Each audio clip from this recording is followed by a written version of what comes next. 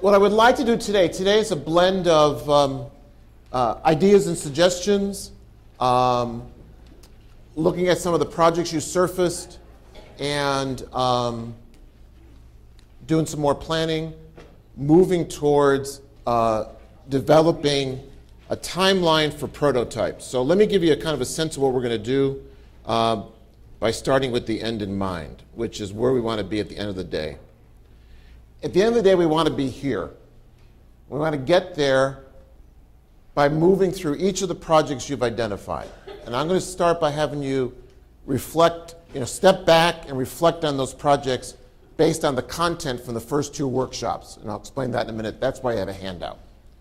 But this was from the workshop number 2 handout of just the design process that I've utilized with lots of groups. I'm moving from adaptive challenge to idea to an actual project. And people gave me the headlines for what they were doing. I asked you to bring that today because you're going to move ahead on that. But what you want to craft today is the first version of what you want to pilot. And this is the mindset shift you have to embrace for this thing to work, okay? It's one of dozens of mindset shifts, but this is the headline for today. We're not used to, in churches, prototyping and piloting projects. We're used to launching projects and praying. Okay? Sometimes really hard. Okay? We purchase curriculum and we launch it for everybody. We do a project, it's a church-wide project. Okay?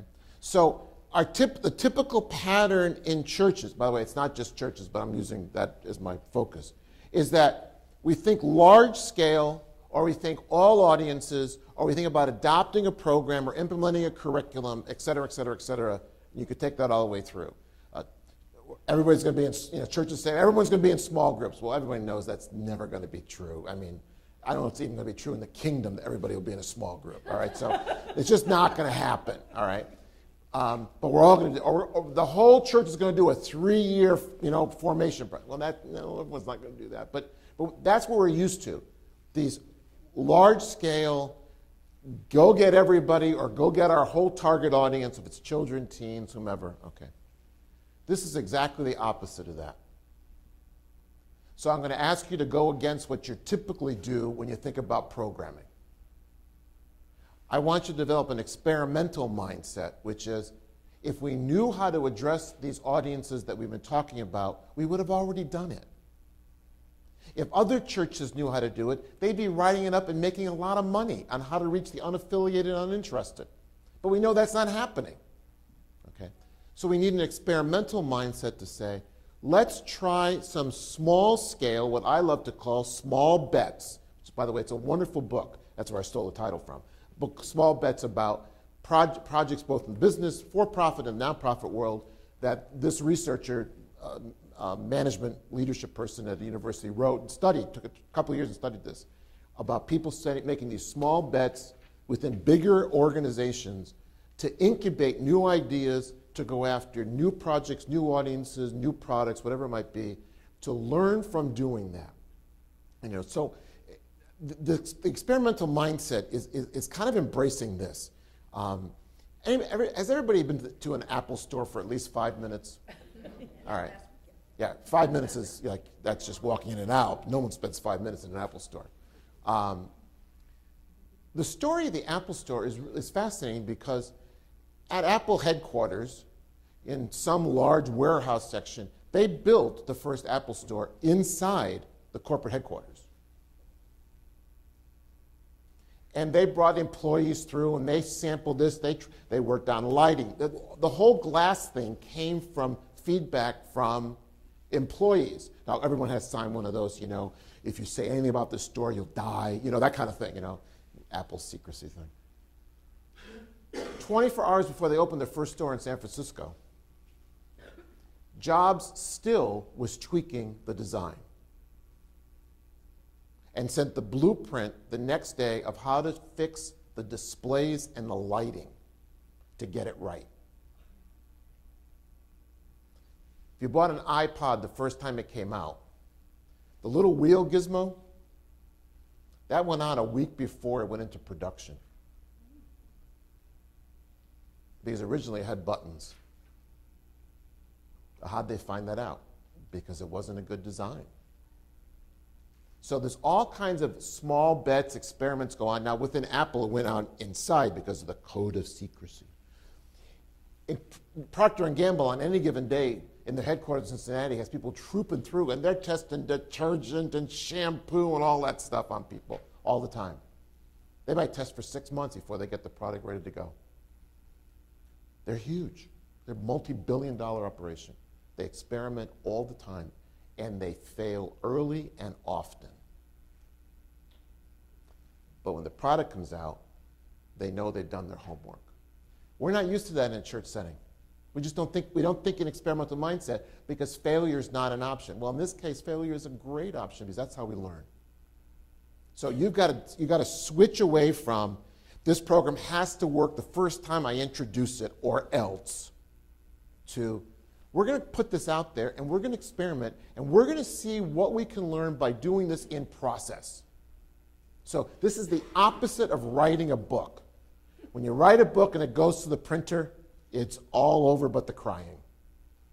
You know, it's done. You can't change anything. It's being printed. This is much more dynamic. So if something's not working, we're going to correct it in process.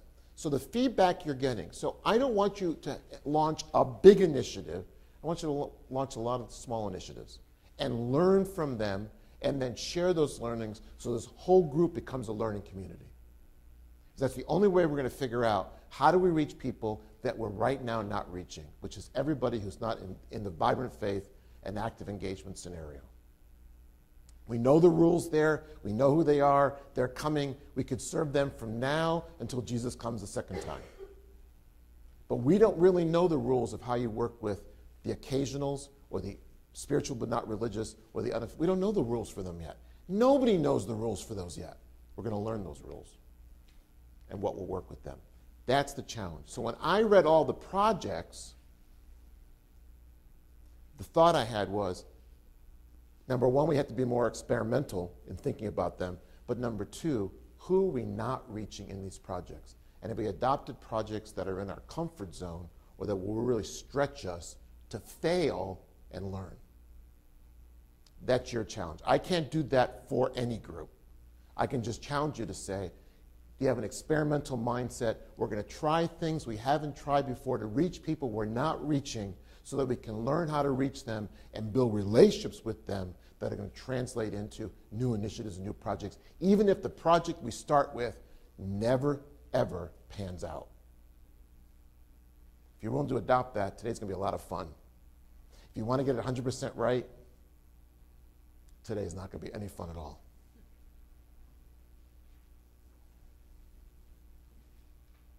Okay, I thought I'd get the bad news out first, then we can move on. So that's why we're coming to this approach, and that's why we develop a plan for piloting version 1.0, because there will be version 2 and 3 and 4 perhaps, all within an 18-month period. So this is the kind of thing at the end of the day for each of your projects, not only to have a description and the rest, but also to have a forget the years are not as, that was an example. But to take an 18-month launch cycle, right, to say, we need time to design it. Don't try to get it perfect when you design it. Get it approximately right. Because there's a lot of things you simply don't know. You don't know a lot about the people you're going to try to serve with a new initiative if you're going off campus to reach people where you haven't gone before. That's okay. They don't know. No one knows how the project should look.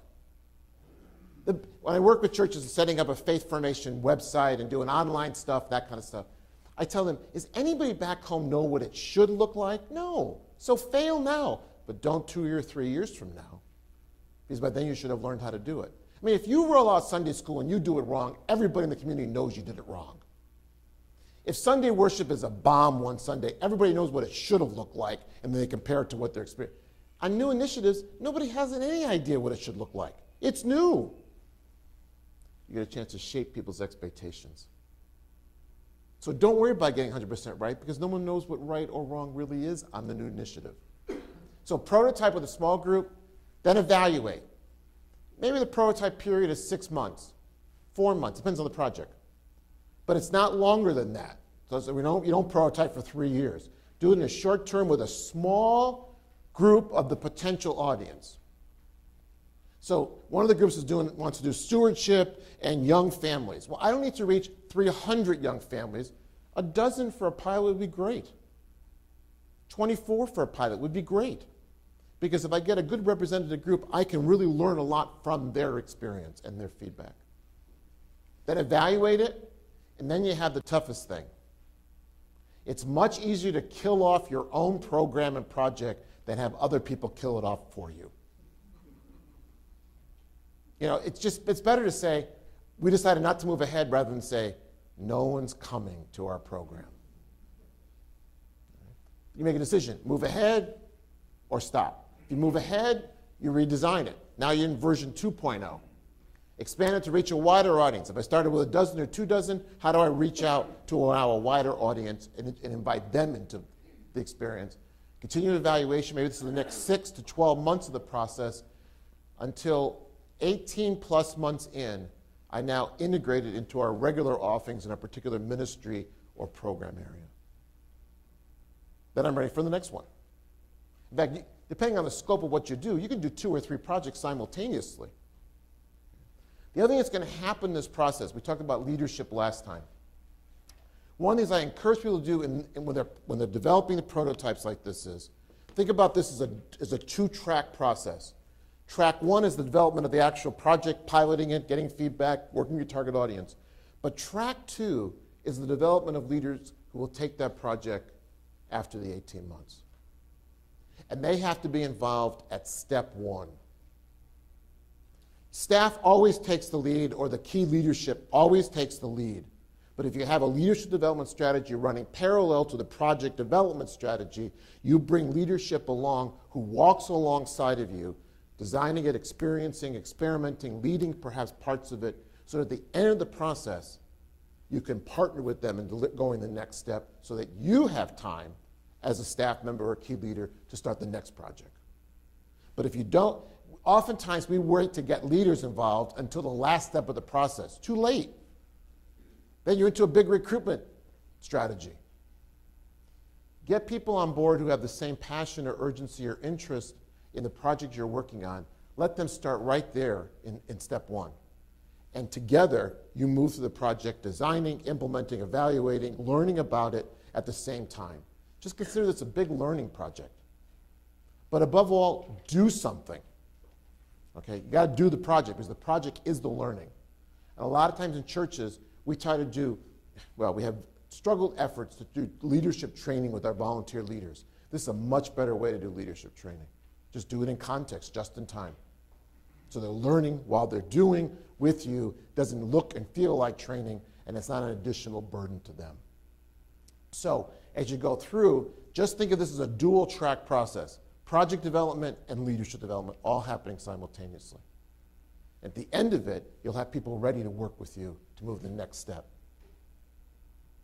So that's where we want to be at the end of the day, with a timeline that will allow us to map out for each of our projects or subparts of our projects this kind of template.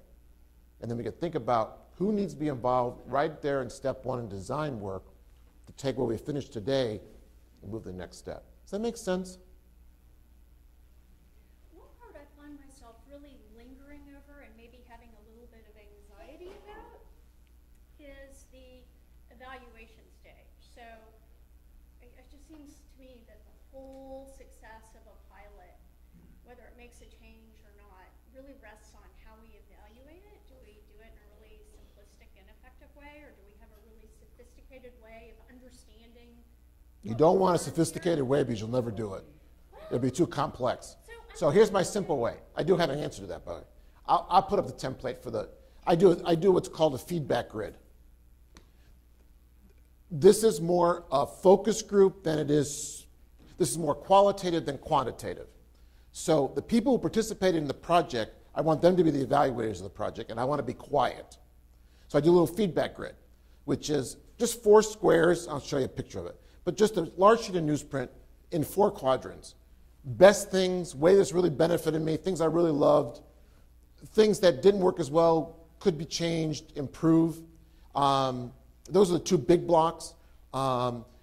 Learnings that came to me, that kind of stuff, another block. What's the fourth block? I have to put the slide back up. But there's a fourth one. And it's just called a feedback capture grid. And so it's like an hour focus group where people are generating that data. And then I look for themes in that. That's probably as much as you need at version 1.0. Version 2.0, do the survey.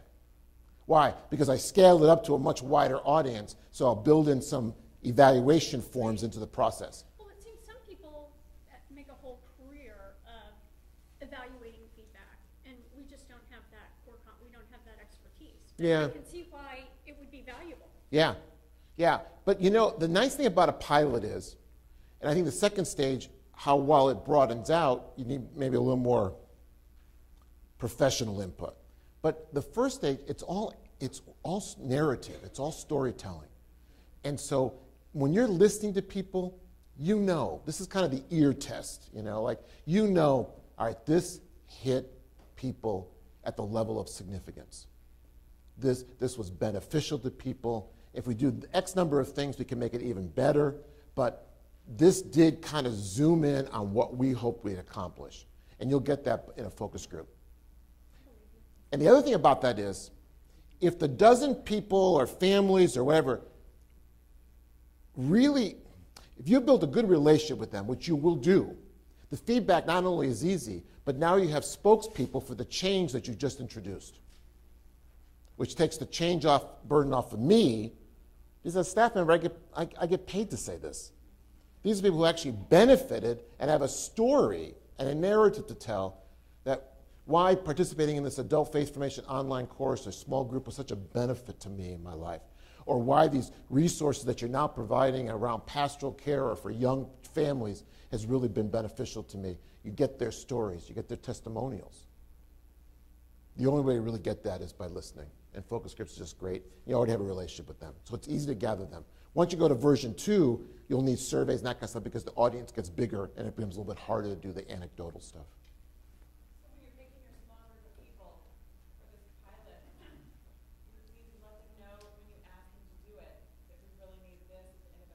Yes, yes. Yeah. And are you picking, I guess, some people that maybe regularly attend and then reaching out for some people that maybe are not as active? Depends who the project is targeted to. So in my initial phase, I realized initially I'm going to be working with people that I have some relationship with. That's the nature of the pilot. Unless the project is really devoted to people that are uninvolved, you know, that you need to go out and then I need to be able to access, and this will be very specific to every project, depending on the people, I may need to access the grandparents to get at the young adults who are their grandkids. Or I need to get a couple of young adults. Let's say I'm doing a young adult project. We don't see a lot of young adults around. But I got a half dozen. So I need them to invite another half dozen who are not like them. They're not at worship and the rest. So now all of a sudden, bingo, I got my 4 scenarios in these 12 to 20 people. So even though I don't know these other young adults, the young adults I know them. And that's the benefit of this whole network thing, is that people have friends who have friends who have friends who have friends, and all of a sudden, boom, you got 1,000 people. You want to make that system work for you. So really on any project, you're always going to have people that are actively engaged, because that's going to be, but I want them to bring people who are not, but that are friends of theirs, or are their spouse, you know, or are their grandkids, or their own kids as a grandparent, that kind of thing.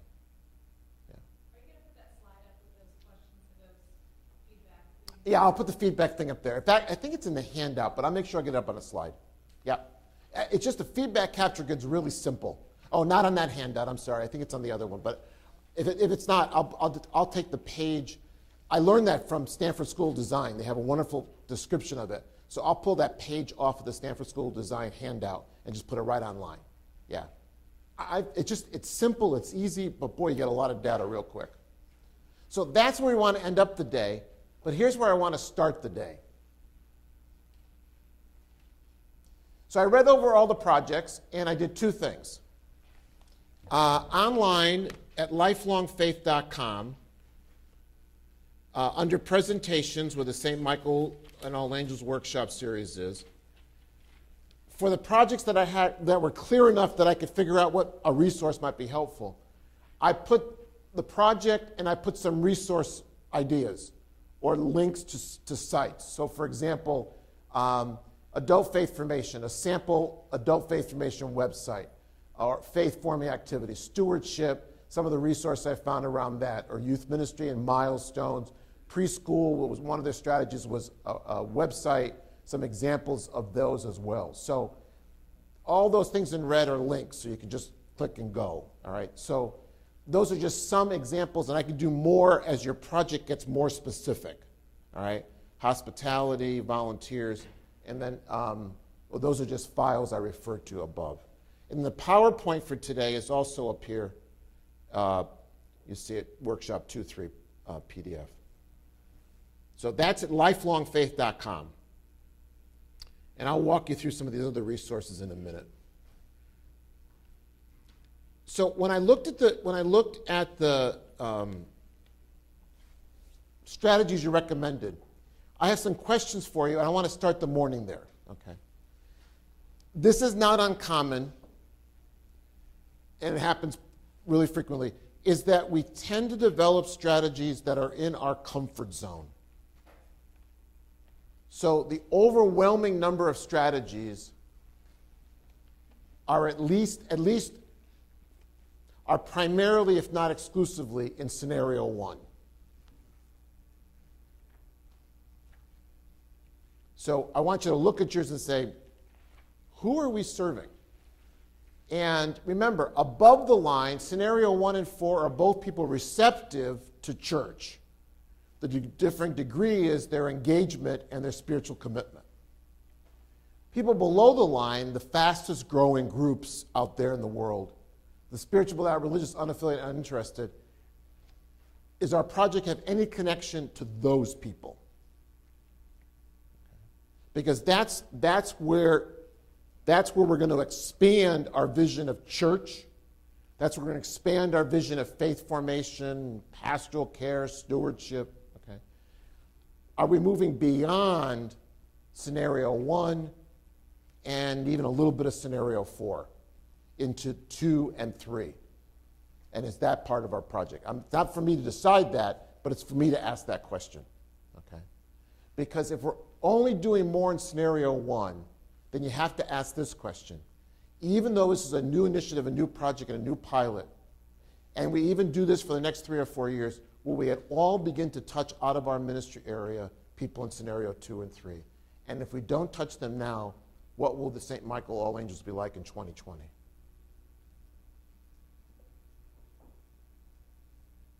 Because this is an opportunity to expand out of our comfort zone into our uncomfort zone, which is where you're going to learn. When I looked at the project and said, yeah, these are exciting, these are interesting, but I'm not sure people are going to learn a whole lot about people, especially people in 2 and 3. So my first question is, how wide or expansive is our project in terms of its audience? Second one is, and then I put the questions as well. Second one is, how are we thinking more connected? I raised this last time, and I'll share it again. I was surprised, and now you may have this on your newsprint sheets and the rest, but in a 21st century world, digital strategies have to be incorporated into everything we do. It's just where people are. Okay? People are mobile, and they have that technology available. So you have ways to reach and communicate and serve them in ways that are just available to us. So my challenge to you is to think, how do we, even if I start with an event that is on campus, not out there, because most of the things are kind of on campus things, all right? How do I extend that out into people's daily and home life using online life? So how do I take participation here and turn it from an hour a week or 2 hours a week into 7 days a week? And how does turning into 7 days a week then engage other people? Or flip it. How can I be out in the community with a digital strategy, reaching all kinds of people as a service of St. Michael and All Angels? So I work with a church that came through my 21st Century Training Program, and they decided to start a Families with Children website for the community, with the best parenting resources, what I'll call pastoral care resources, all that kind of stuff, but a public site. And they do a webinar series for anybody and everybody for free. And it's on effective parenting, raising good kids, family assets, all that kind of stuff. Okay? They're not afraid to talk about spirituality and the rest, but it's not a faith formation, strictly speaking, site. It's meant for the whole community. And the tagline is, this website and these programs are a service of, I'll call it Holy Trinity Church, to our community. So it's a program that is out in community, brought to you via digital, online life, but that comes home to daily and home life. That one project brings in all four scenarios. Because they have a strategy, what I call it a global strategy. It's a strategy that everybody can access. Now, the other thing is they also get people accessing their website from all across the country, because people find them online. They have people plugging into their webinar series, which is a broadcast. They have hundreds and hundreds of people taking their webinar series. Only a small percentage are scenario one, actively engaged in the church. But the church is ministering to them out in the world. So I described, I don't think I had these last time, but ways you can imagine flows on any strategy you've got. Whether it's from church life to home, whatever church life program or event it is, using online life, which is to say, in the digital world, we can stay in communication with them. Or whether it's starting online to be able to access, to provide resources to the home that leads people to church. We haven't explored that strategy very often. That some people will meet us in the online world because of what we do publicly that impacts their daily life and now sees the church as a resource to them. Or, like I described, the community life to daily life via online, or online life to church life to daily. They're just different flows across these contexts or ministries. People use the ones that are the most helpful to them. But just to get a sense that nothing should be in isolation. Everything should be connected between church or community, daily and home and online. And so the digital, having a website is good. Having a digital platform for ministry is better. And having one people use is priceless. So 4 scenarios, 4 contexts. I don't know why 4 is working here, but it is.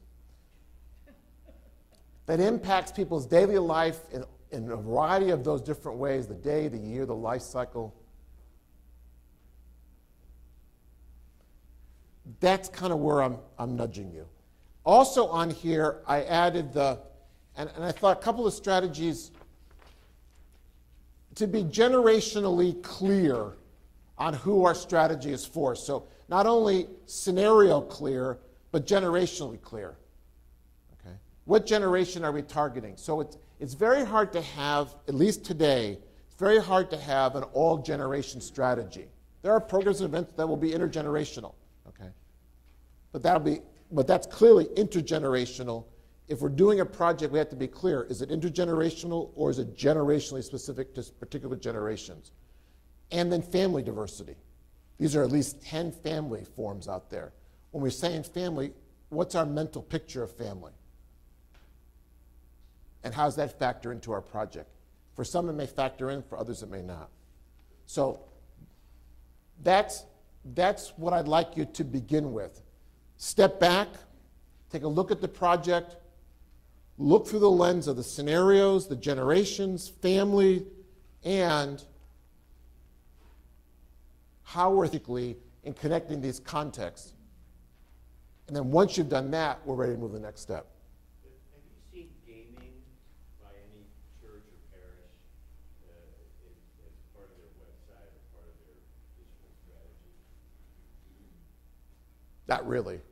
I mean, people are involved in gaming, but I haven't seen churches. I'm just happy if they have a website that's interactive. Gaming is the PhD program. Yeah, I haven't seen that. Yeah, this is for me the digital strategy is closing the last mile. You all heard this in the cable world, like how do you close the last mile from fiber optic through this 1 mile of cable, copper cable into your house, that last mile. We have a last mile problem in every church in the United States, by and large. You have this whole abundance of digital tools and technologies and resources, and then you have this gap of the last mile to get to people's lives. Churches have to close that last mile gap, and we're just not in that conversation, by and large. That's what I'm trying to do here. How do you close it with strategies that you could all use to close that mile? It would be helpful to give a couple of examples. Sure. About closing the last mile. Well, churches have websites, which in most cases are informational. How do you develop a digital platform that's formational, maybe even transformational, but certainly interactive? Okay. And so as I work with churches, and this is just the beginning of the process, so it's not, by no means has anybody figured this out yet. So here's some of the churches that I've had a chance to work with. This is St. Edward the Confessor out in Dana Point, California. Beautiful church, looks out on the Pacific Ocean, stunning. This was a site developed for the rite of Christian initiation of adults. So it's called Seeking Faith, and they built this just for this target audience. So it's wrapped around their catechumenal process. So if you're an inquirer, if you're a seeker, an inquirer, a catechumen, or a elect or initiated, they built a site around you. And so people can go more deeply and find content, reflections, and the rest from this platform. So it's not a static info site. It's a connected site, in this case to the RCIA. It's connected. It surrounds it. It provides ongoing formation. It provides the 24/7 in-between gatherings, so it becomes interactive. So how does the Seeking Faith group feed this out into a world that they want to touch?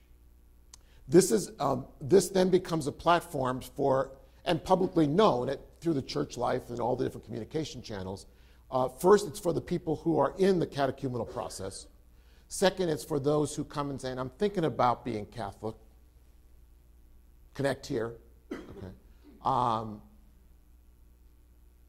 For grandparents who now believe their kids are pagans, who would like them to re-explore.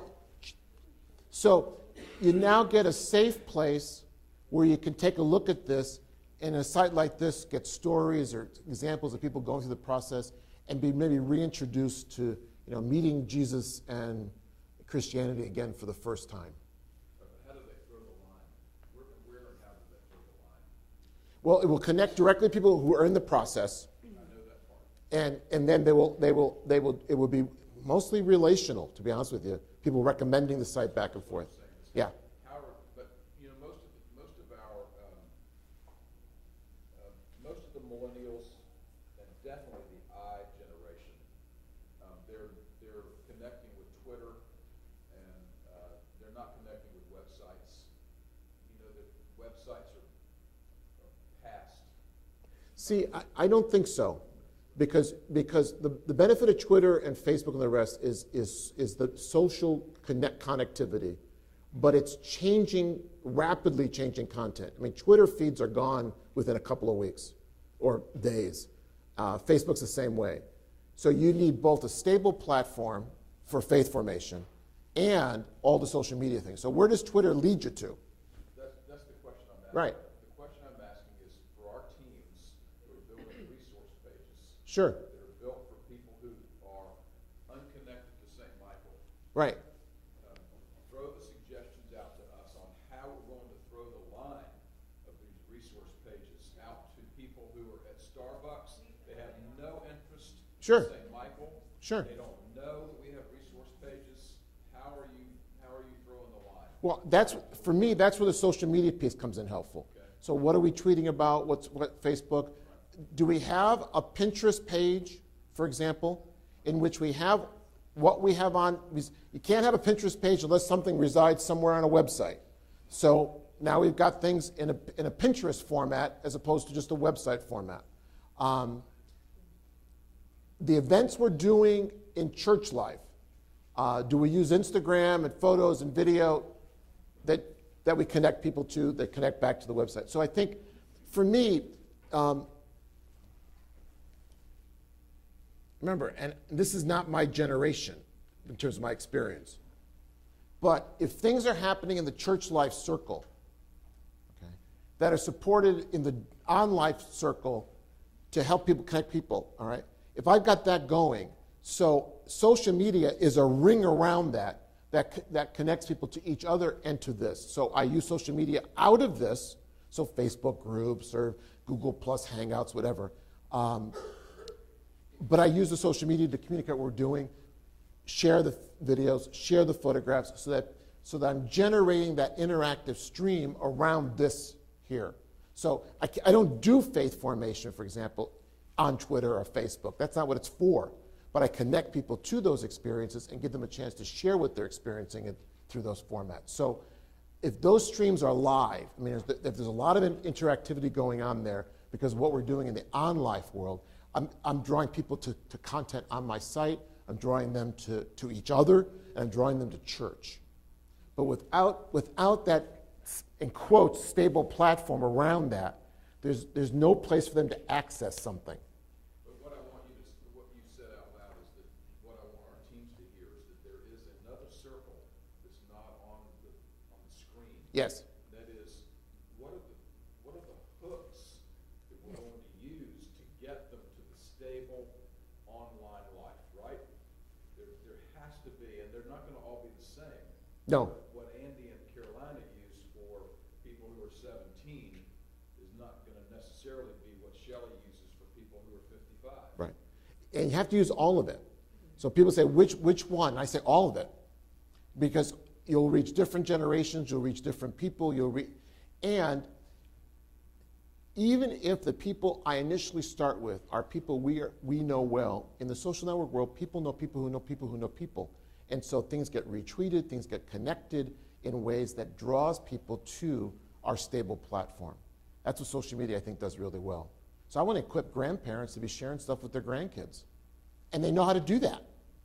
We just have to fill the pipeline with what? Okay? So think of, this is just a very traditional example, but you think about all the people who come to worship here. And if it's typical, I mean, you probably have good generational spread, but it's going to be a lot of people 50 and over. Okay? And you have them. They move slower. They've had hip replacements and knee replacements. You can find them. You can run them down. All right. But how many churches have rethought that and said, how do we help these people become faith formers in their family systems?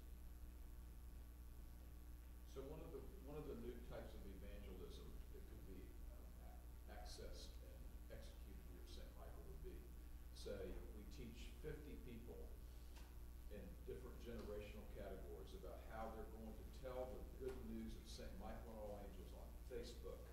We're going to teach them that they're going to use their Facebook page as an evangelist, right? And they're going to throw things on their wall of their Facebook that is not just the meal they're eating at Sevy's on Tuesday night or whatever else we like to put on our Facebook. We're going to use our Facebook directly for St. Michael and All Angels. Yeah. But we can't just do our Facebook. We have to have people who are using absolutely. their Facebook. Absolutely. Absolutely. And it's just giving them some, it's being a catalyst for people to post their reflections on their experience, post a picture, whatever it might be, a video, and use whatever form that they're most comfortable with. Because because you, in this congregation, you're big enough that you have people comfortable in all these different forms. You just don't want them to use Snapchat because then that goes away in 14 seconds. So I think an example for us would be, so we did a photo a day project called Lenten Lens. so we threw it out on all of the children, youth, and family, all of our social networking. And what we found is that probably 90 or 95% of those who participated in that project were outside of St. Michael for that very reason. So we had, like the dean of the cathedral in New York, we had, like all these different people participating in it. But the next step would have been at the bottom of each of those images that we threw up to have the resource website address, so that somehow it links us back to the, because there were people looking at the Storify and there was all those Yeah. things happening, but it didn't have a direct link back to this place or a website or a Yeah. ministry or that sort of thing. So It's that both end of a stable platform with the highly interactive, by the moment kind of platform. And did those pictures reside on a stable platform? Okay. See, I like to get that onto my site somehow. So they're watching the photos on St. Michael Children, Youth, Family, Faith Formation. Well, and it was on our church Feed, Facebook, okay. But it could have been on a feed inside of a resource Where the content's just kind of surrounding it and the activities, and go deeper here, or try this, or one family did this, or teenager did this. See, it's like we've got all of these tools and technologies, and if you could figure out a system where they all can connect intentionally, then we can help people to see St. Michael's as a resource center, as a go-to site, in person, online, that's always open 24/7, 365. And at least that puts you, people want, remember, we're not reaching out to the 2 and 3s right now, so any effort is going to be a good one, all right? So, don't get, people say, well, when will we get there? Well, you haven't gotten there, you haven't done anything yet, so wait, take a couple of years. It took 30 years for them to leave. It can take a couple of years to get them back. But at least put yourself in a position to be able to reach them. In other words, create a 21st century model of church life and ministry and faith formation that puts us in a position to at least engage them we can build from. And so you've got a lot of the building blocks.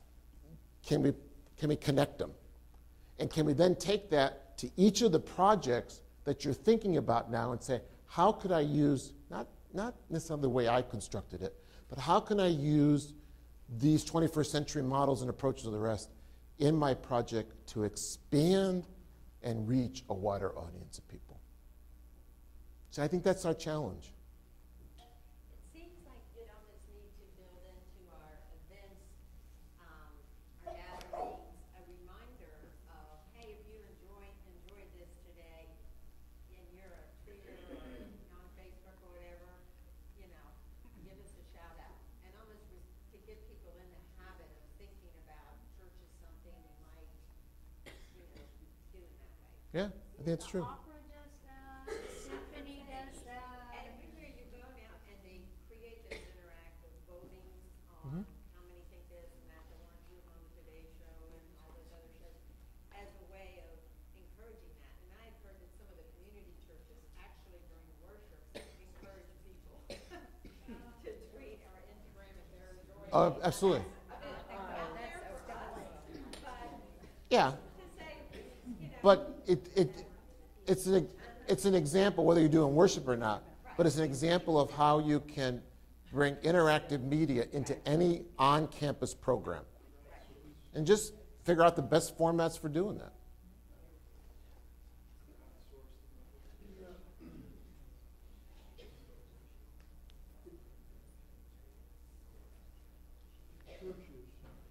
Say it louder so they hear it. Churches in general,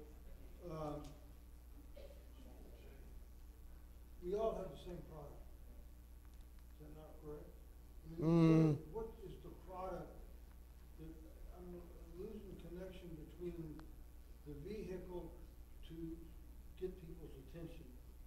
Oh, that would be this is a process that you need to customize for any content or any program or ministry. So there's not a product. It's very project specific in our project in here. So it's project specific, what's the objective of a project specific project? They're going to be different for every project, whether it's stewardship or youth ministry or family ministry. It's going to be specific to those ministries. But you're attracting people to do what? Stewardship for what? Well, I don't have an answer to that. That's in the projects. It's that. Yeah, but fundamentally, it's the love the Lord, love your neighbor. Oh, I mean, in terms of mission, sure. Oh, absolutely. Yeah. That's the product Christianity sells. That's a product to a large extent that any religion sells. Yeah, I don't ever use the word product when I'm talking about mission or the gospel. It's just not, I just don't think that in those terms. You don't like it, or you don't? I don't think of them as a product. I just don't think of my relationship with God as a product.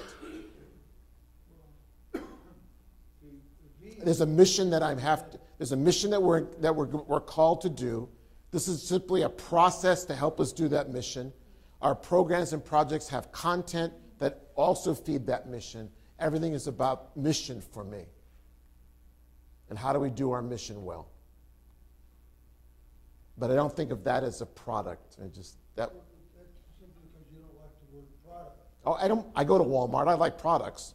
I just don't like thinking about the mission of the church or the gospel as a product. It's just not.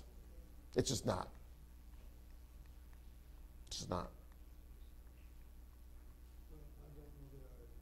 It's okay. We can disagree on that, but I just don't think of it that way. So it's just not gonna. I'm not gonna be able to help you. So then the purpose of going online or getting a relationship with somebody that we don't have 5 mentioned Starbucks crowd. You could say rappers. Right. The purpose of that. Yeah. So there are groups, communities that we would like to address about in your term, mission at St. Michael and all. Yeah, I'd like to engage them with the gospel. I'd like to proclaim the good news. I'd like to enter a relationship with them. I'd like to walk with them in their walk with God. Yeah, I do all those things. Yeah. But I don't think it's a product. It's too dynamic for that. I'm not saying you have to use that. I'm just saying I wouldn't. I think it may help you if you Yeah. thought of it a little bit more than a product. Meaning, from a marketing standpoint, what we're talking about is marketing. Now, I'm not talking about marketing. I am not talking about marketing. What are you talking about? I'm talking about the way, this is not marketing. This is the way in which you do church and ministry and faith formation. It's not marketing. This is not marketing. You just have to figure out how to market it after we do it well. Okay. That's right. But this is not, if this was a marketing thing, you should have to get somebody else in here to do the workshop. This is about church life and ministry and faith formation. It's how we engage people in their relationship with God. It's how we proclaim the good news.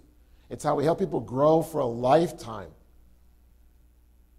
Here at St. Michael's, it's how we make the Episcopal tradition come alive for people in their life. That isn't marketing. That's church life and ministry. Marketing might help connect people to it, but this is not about marketing. It's not about products. Huh? Marketing would be the technical problem. Yeah, and in many ways, in the social network, social media world, if you're doing the right stuff here, marketing falls in place. People start talking. It's all word of mouth in the end anyway. So if people are having good experiences, they talk. That's how churches grow, not because they have marketing budgets. People have great experiences, they tell other people about.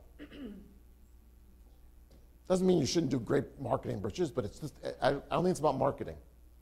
I don't think it's about rebranding any of those things. I think it's about rethinking how we do faith formation in church life.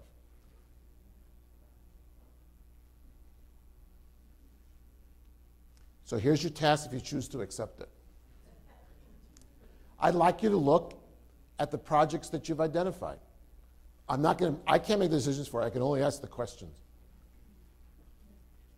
How broad is our project in terms of who we're addressing? How we're addressing perhaps the different contexts of ministry? and the different ways we can address that, and how are we looking at this from a generational and a family point of view. And would that make any changes in the project focus that we come up with? And then we're going to move into designing. Okay? If you have questions, I'm here. Just raise hands. And if you're online, you can look at, I can share with more examples here, but you can look at the resources I also put online for you, if I can find them.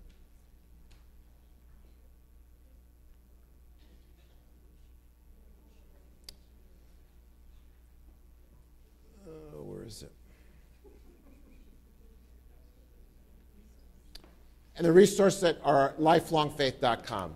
So take about 15 or 20 minutes, relook at those projects through the lens I share with you. It's on the handout.